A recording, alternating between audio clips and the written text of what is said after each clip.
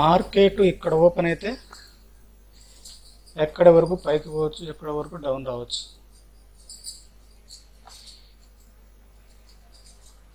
ఇది నిన్నటిలో 21,500,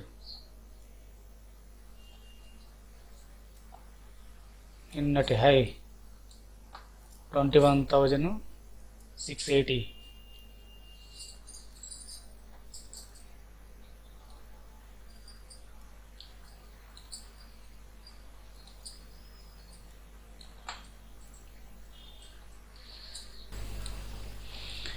నిన్నటి క్లోజ్ ఇక్కడే, కాకపోతే ఇక్కడ ఎక్కువ సస్టైన్ చేసింది కాబట్టి దీన్ని కొంచెం మనం సపోర్ట్గా భావించవచ్చు.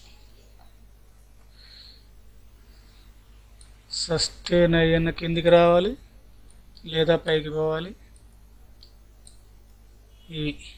ఈ మూడు రన్నింగ్ అవుతాయి ఈరోజు.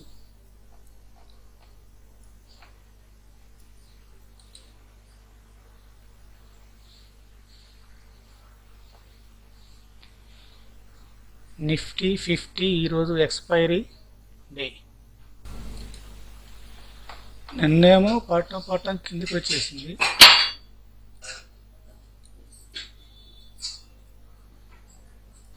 ఈరోజు సస్టైన్ అవుతుంది ఇక్కడెక్కడే. ఇది పైకి పోతుంది, కిందికి వస్తుంది, పైకి పోతుంది, కిందికి వస్తుంది. కొందామా వద్దా, ఇదే సస్టైన్ అవుతుంది. ఇక్కడ నుంచి కింద బాగా ఫాల్ వచ్చింది. ఇది కూడా సేమ్ అంతే వస్తుందేమో అని అనుకుంటున్నా. వస్తే రావచ్చు, లేదంటే ఇట్లా పైకి చూద్దాం, వెయిట్ చేద్దాం. ఇక్కడ ఫైట్ చేస్తుంది మార్కెట్.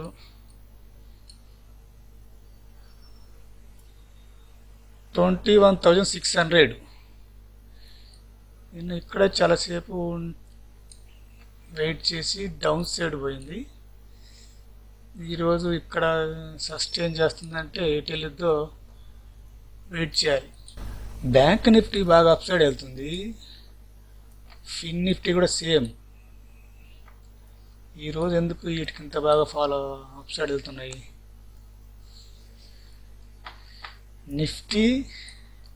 నిఫ్టీ సెన్సెక్స్ ఈ రెండు ఒక రేంజ్లోనే ఉన్నాయి. పైకి పోలేదు, కిందికి పోలేదు. ఓపెన్ అయిన కాడని అటు ఇటు ఫైట్ చేస్తున్నాయి. బ్యాంక్ నిఫ్టీ మాత్రం అప్ సైడ్ మూవ్ ఇచ్చింది.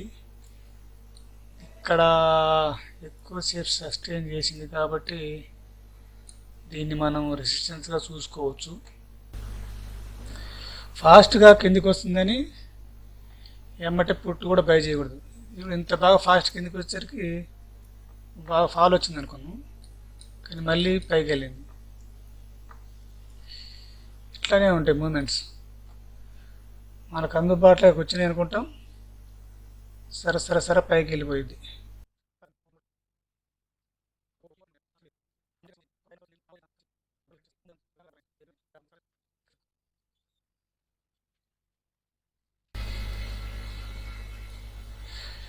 ఎక్కడైనా ఆవేశపడచ్చు, కానీ మార్కెట్ దగ్గర ఆవేశం పనికి రాదు. ఇక్కడ ఓన్లీ ఆలోచనే పనిచేస్తుంది. ఆలోచన ప్రాఫిట్ రాకపోయినా కావని లాస్ మాత్రం తొందరగా కాకూడదు. మార్కెట్లో పెద్ద బెల్లం గడ్డే ఉంది. అవి చీమల్లగా కొంచెం తినాలి, కానీ ఒక్కసారి తిందామనుకున్నామంటే దాని కింద పడి చచ్చిపోతావు అంతే. బెల్లం గడ్డ కింద దొల్లిందంటే చీమ చచ్చింది అడుగున పడి. కొంచెం కొరుక్కొని తింటేనే చీమ బతికినాలు బతుకుద్ది. ఈ బయస్ అందరూ చీమల్లాంటి వాళ్ళే. మార్కెట్ పైకి వెళ్ళడానికి ప్రయత్నం చేస్తుంది, కానీ ప్రతి క్యాండిల్ చూడండి, ఏ క్యాండిల్ కూడా ఒక క్యాండిల్ దాటి పైకి పోలేదు, అన్నీ కిందకే కనపడుతున్నాయి. ఇట్లు ఏ క్యాండిల్ని కొంచెం పైకి క్రాస్ చేసినా మనం డౌట్గా ఉండాలి, ఇంకా పైకి పోయిద్దేమో అని. చూడండి, ఏ క్యాండిల్ కూడా క్రాస్ చేసి పైకి వెళ్ళా, లైట్గా కిందకే ఉన్నాయి, ప్రతి ఒక్క క్యాండిల్ కిందకే ఉన్నాయి. దీన్ని మనం గమనిస్తూ ఉండాలి. కానీ సపోర్ట్ మాత్రం ఒకే లెవెల్కి వచ్చి పైకి వెళ్తుంది. ఇది కిందికి రాలేదు, లేదు ఇలా పైకి కూడా పోలేదు. దీనికి ఒక ప్యాటర్న్ చూపిస్తా చూడండి. ఇప్పుడు క్రాస్ చేసింది, పైకి క్రాస్ చేసిందంటే అర్థం పైకి పోయే ఛాన్సెస్లు ఉన్నాయి,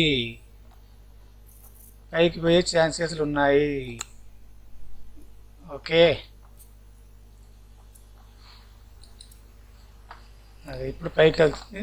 బ్యాంక్ నిఫ్టీ పైకి పోతుంది బాగా, ఫిన్ నిఫ్టీ, సెన్సెక్స్ ఇంకా అక్కడే ఉంది, ఇంకా పోలేదు. నిఫ్టీ మాత్రం ఇప్పుడు పై హై టచ్ చేసింది. ఫస్ట్ ఇందాక పై హై వచ్చినప్పుడు కూడా 26 ఉంది. ఇప్పుడు అదే పైకి వచ్చినప్పుడు 20కి వచ్చింది. అంటే అంత కూడా రాలేదు, ఇంకా అంతకు వస్తే 19కి వచ్చేది. ఇదే టైం డీకే. సెల్లర్స్ దీనికోసమే కోట్లు ఖర్చు పెడతారు, కోట్లు ఖర్చు పెట్టి ఈ టైంనే తింటారు వాళ్ళకి ఆదాయం అనమాట. మనము మంచి మూమెంట్ కోసం వెయిటింగ్ చేయాలి, అప్పుడే మనకు ప్రాఫిట్.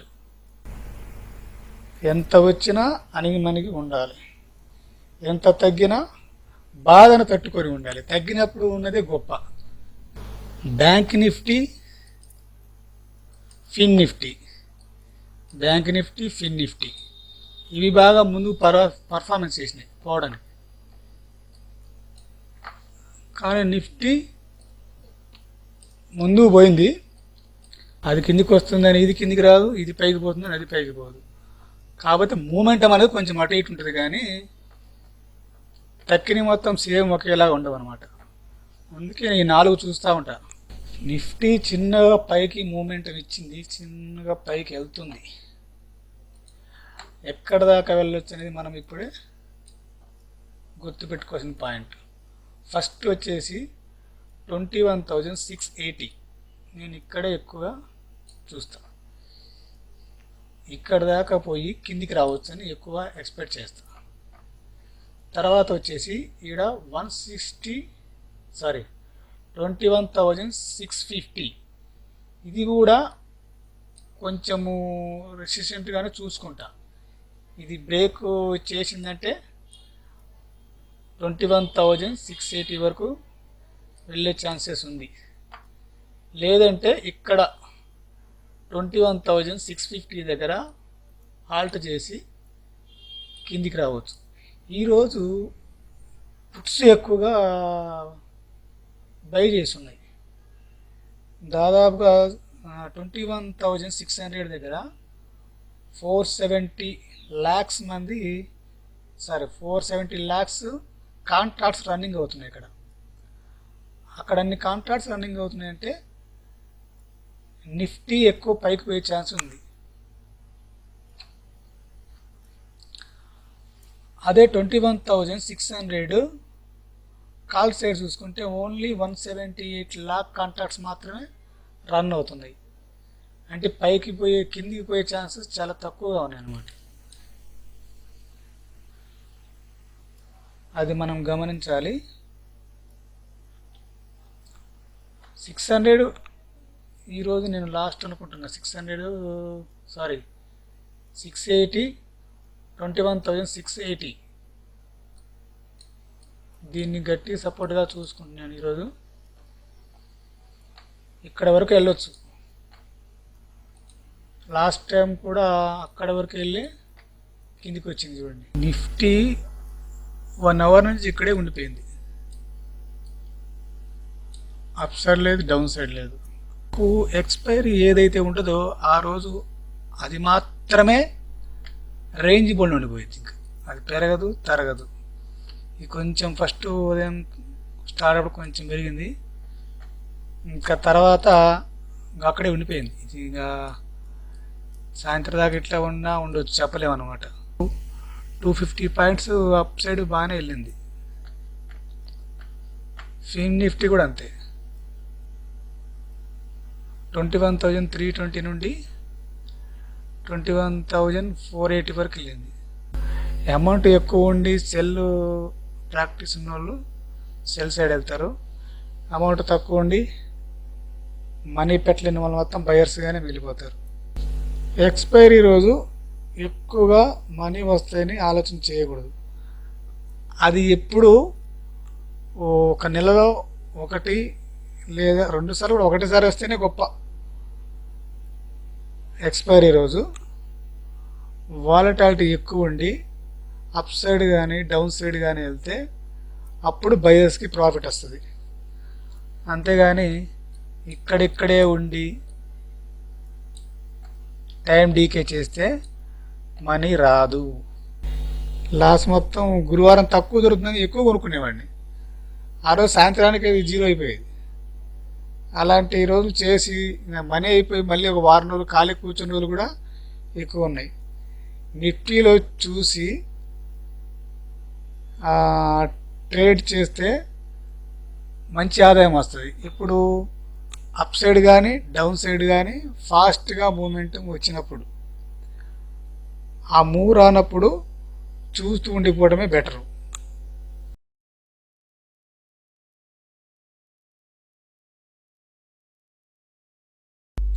నేను ఆప్షన్స్ చైన్ను ఎట్లా గమనిస్తానంటే,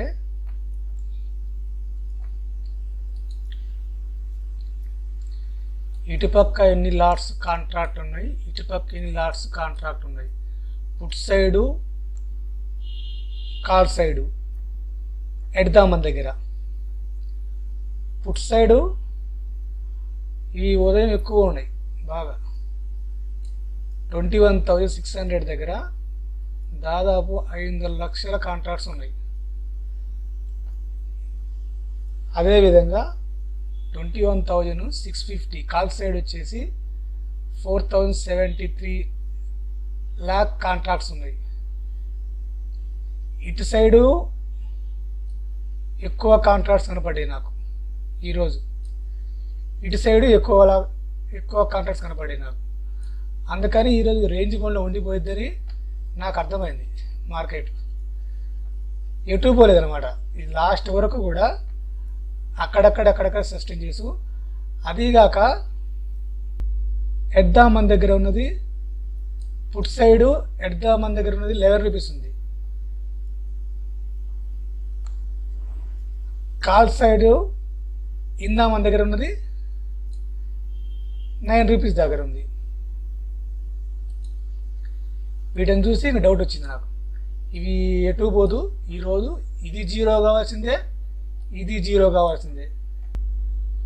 ఎడ్దామన్ దగ్గర కాంట్రాక్ట్స్ ఎన్ని ఉన్నాయి, కాల్ సైడ్ పుట్ సైడ్ దగ్గర ఎన్ని కాంట్రాక్ట్స్ రన్నింగ్లో ఉన్నాయి.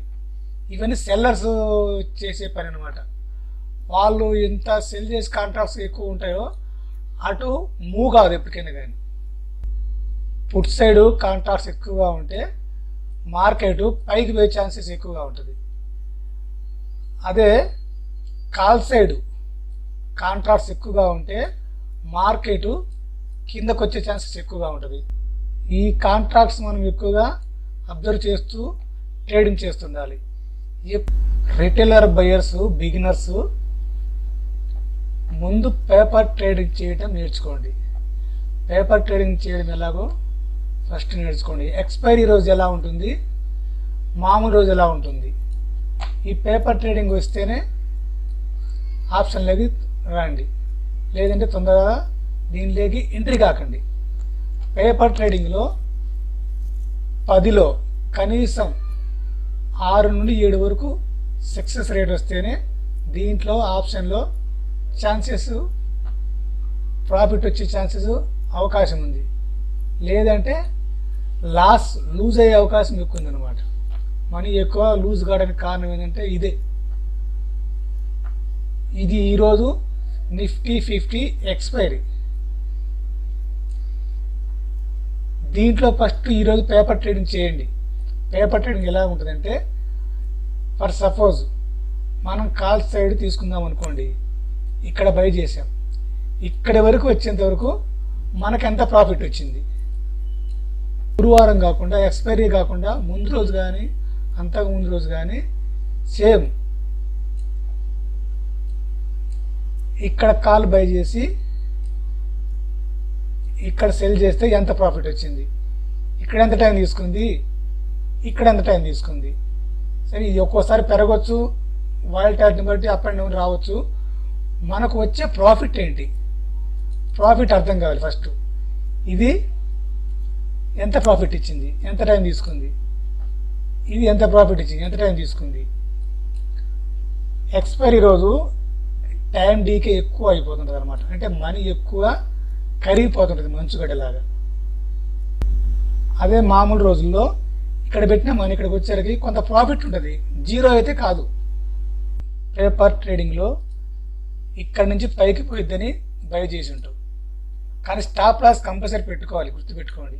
స్టాప్ లాస్ పేపర్ ట్రేడింగ్లో నేర్చుకుంటేనే వచ్చింది, మామూలుగా నేర్చుకున్నా వచ్చింది. కాకపోతే ఇక్కడ లాస్ అవుతాం కాబట్టి ఇక్కడ ఎమోషన్స్ ఉంటాయి, పేపర్ ట్రేడింగ్లో ఎమోషన్స్ ఉండవు. కానీ దాన్ని ఫీల్ అవ్వాలి, ఆ విధంగా ఫీల్ అవుతేనే నీకు అర్థమైపోద్ది ఎవరికైనా కానీ. ఫర్ సపోజ్ ఇక్కడ పోయిద్ది అనుకున్నాం, ఇక్కడ నుంచి పైకి పోయిద్ది అనుకున్నాం, కానీ డౌన్ సైడ్ వచ్చింది. మనం ఎక్కడ ఎగ్జిట్ అయినాం, అనుకున్న చోట ఎగ్జిట్ అయినామా కాలేదా. పేపర్ వేయడం ఖచ్చితంగా అవుతాం, ఎందుకంటే ఆడ ఎమోషన్స్ ఉండవు కాబట్టి ఎగ్జిట్ అవుతాం. అదేవిధంగా మామూలుగా రియల్గా ఆడేటప్పుడు కూడా ఆ టైంలో అక్కడ ఎగ్జిట్ కావాలి. ఎగ్జిట్ అయినామంటే నీకు అలవాటు అయిపోద్ది అంతే. ఇది కనీసం 21 days చేయండి.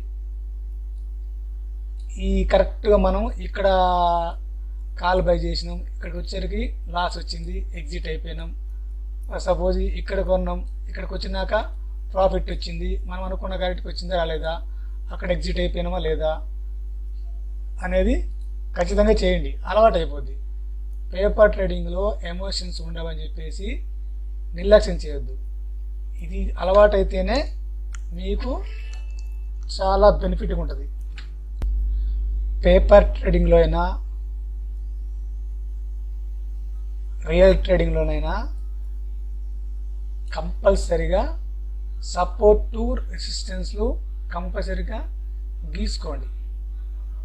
లైన్లు కంపల్సరీగా ఉంటేనే మీకు అర్థమవుతుంది ఎక్కడ సపోర్టు ఎక్కడ రెసిస్టెన్స్ అనేది అర్థమవుతుంది. ఎక్కువగా రౌండ్ ఫిగర్ ఉన్న చోట వేసుకోండి.